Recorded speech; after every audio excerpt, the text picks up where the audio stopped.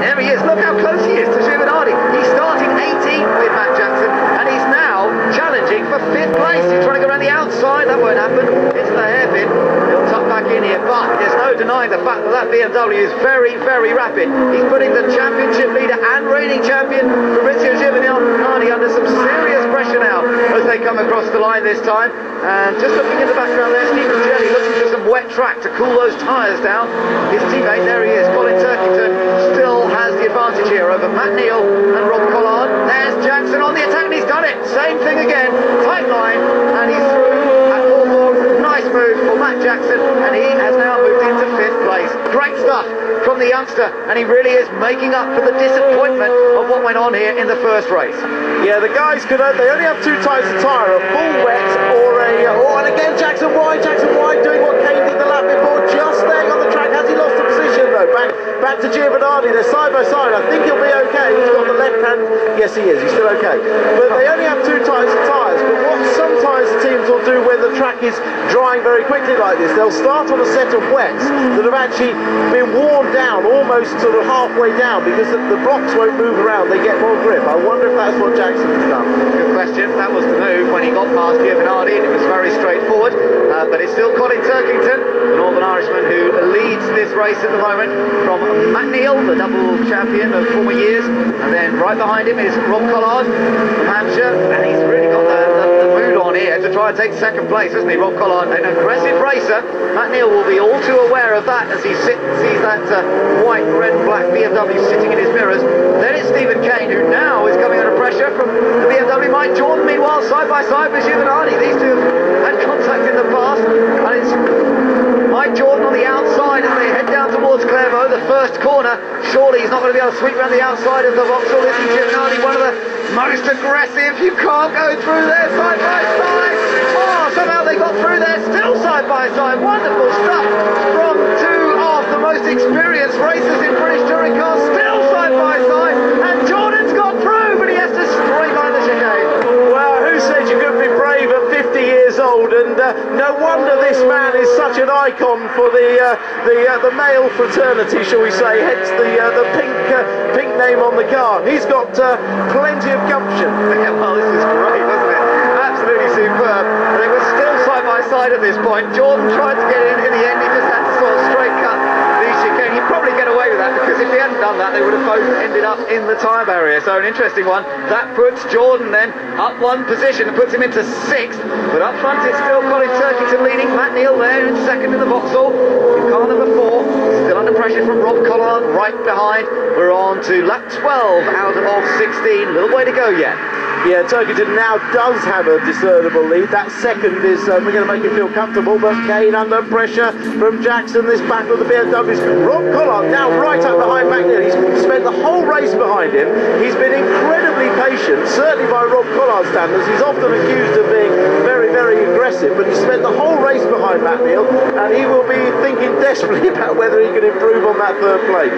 Jordan still ahead of Giovanardi, but only just, and it's Matt Jackson at the back of this group now, who's on the attack. Is he going to have a little look? No. Just, Tim, talk us through. There's a slight difference between the 2 BMWs run by Motorbase with the red colours and Matt Jackson's, and that's in their gearbox, but that's not only the difference, it makes a difference to the weight. Here comes Jackson.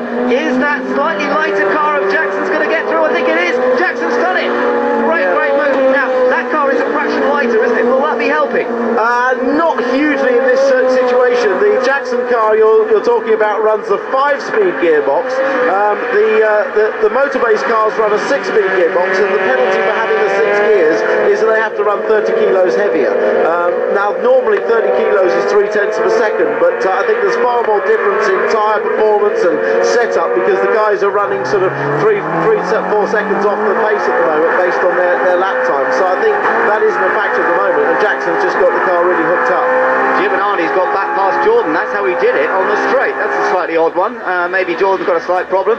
This was the manoeuvre for Matt Jackson to get past Stephen Kane, and again it's this tight line which he has developed to perfection. Gets on the inside here, and then just great traction, muscles his way through. Yeah, it's interesting watching those two cars, seemingly identical, go through the same piece of tarmac, and there's a lot more movement in Jackson's car. The rear of the car really moving a lot more than the Stephen Kane car. Here we go. Well, Neil having to defend from Collard, but Matt Jackson might be able to take advantage of this. Jensen's come from 18th, he's now 4th, and you can see him at the back of this group, and he's really on a charge here. The man who felt he should have won earlier on went off in those terrible wet conditions, and he's on the attack now as they come down towards Clairvaux. No way past just yet though. Great stuff. Yeah, but we know what he's going to do, don't we? He's going to try and tee Kane up. Does Kane know that have the same inside tight line? Looks like he does. Kane's using that same inside line, so it's not going to be so easy for Jackson to get through.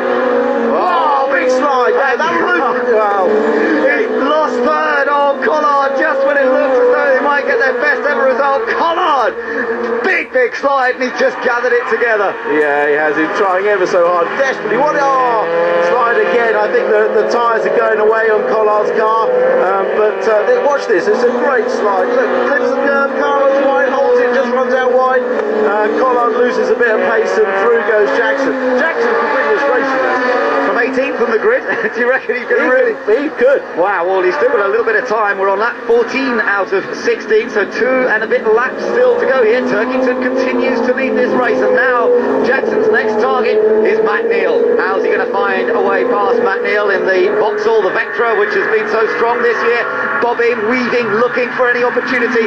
Surely not down here. It's very much a one-line corner, this left into the right of the S's, and then up towards the hairpin. Maybe a chance there, but Matt, I'm sure, will be ready for it. Yeah, he covers that line, and look, Collard's going to join in again. Yeah, I mean, Jackson's potentially over a second quicker than these guys. His lap time's been clear track, we're a second quicker, but he's going to run out of laps unless he gets past Matt Neal immediately. Yeah, he's got to do it quickly. He's looking around here, maybe having a think, but we know how fast Jackson is on the next section. Now watch him. This is where, with the next part of this corner where he's been so fast, he'll go to the inside here. Watch him. Oh, Matt Neal covers the inside. Clever from Matt Neal. He knows what to look for. Doesn't give Matt Jackson that bit of space that everyone else has allowed him to have, and then Neal very fast through the chicane.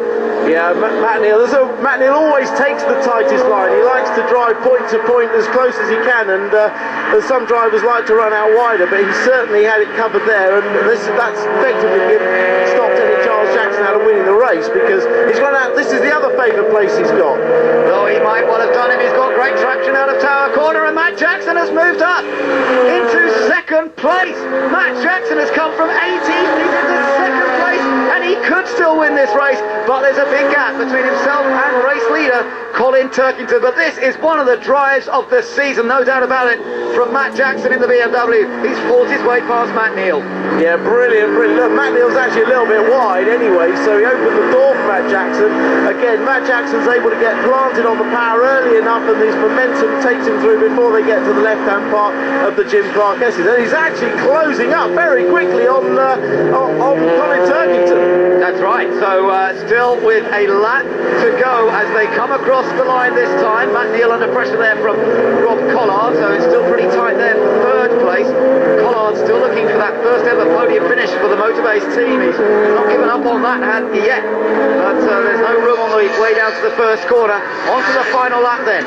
Is Turkington going to be able to hold off the attempt of Matt Jackson to take the victory here, or is Jackson going to complete a fairy tale? Well, at the moment, Turkington looking to be in control through that vital Clairvaux-Hawthorne section. He still has a useful margin, 1.2 seconds over Matt Jackson. That was as they crossed the line. It might be a little less than that as they head down towards Tower Corner. The critical right-hander. This is where Matt Jackson's been very fast. Look how he closes up under braking. Gets the traction, but of course they're both rear-wheel drive BMWs. Both have good traction, and Jackson can't take any advantage of that. Into the Jim Clark S's now. Not much more than 2 or 3 cars lengths between them, I wouldn't say. Matt Neal's still in third, then Collard in fourth, and Kane under pressure there from Giovanardi. There might be a change for 5th place behind them, but it's surely the race leader here, Colin Turkington, who's feeling the pressure, seeing that other BMW catching him. He must think, where did he come from? I'm sure he started way down on the grid. Well, he did. He started couple of corners now, and that crucial hairpin coming up, which is surely the big side from Turkington. He gathers it together, but there's still 2 corners to go. Turkington looking to try and make it 2 out of 2 here, but can he hold off from Matt Jackson? Matt Jackson goes wide. Turkington runs in deep